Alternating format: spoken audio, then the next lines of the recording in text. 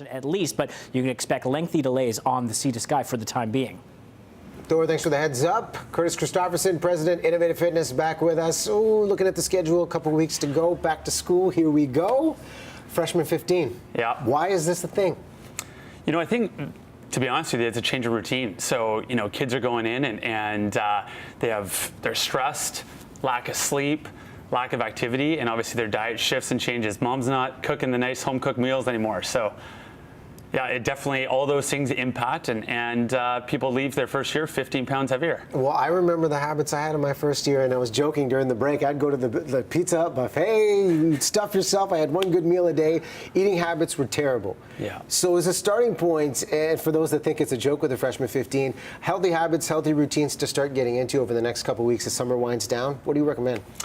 Yeah, I think for the most part, I mean, you got to keep up your physical activity. So a lot of community sport programs when you're 18, 19, going into university are done and over. And so you got to shift your mentality and maybe, you know, join intramural sports. I mean, a lot of university programs have great intramurals. So that's one idea. Plan and prep for your meals. Don't think about convenience. There's a lot of pub food. There's a lot of convenient food in universities, so if you can plan and prep on a Sunday, way better than trying to go convenient throughout the week. When you look at a balanced diet, and I think about the things I would missing, I would just carb load. I wouldn't even think about a balanced diet. What do you find are the critical essentials that students are missing when they go back to school and don't have the support that they used to have at home? Yeah, I think obviously a well-balanced meal, you know, your food groups and very nutritional, dense foods. But I think more than anything, they're drinking their diet. So, you know, you go into an environment and a culture that is all about having fun and drinking. You know, when you drink 10 beers at a sitting, that's more than your caloric intake for the whole day. So, you know, watch out what you're drinking and have fun. That's what university is all about. But just make sure you pay attention to your diet. Okay, staying hydrated with the good stuff, with water, obviously a big factor. What about the types of movement? I mean, I like the idea of committing to a group or an event where once a week you have an activity to look forward to.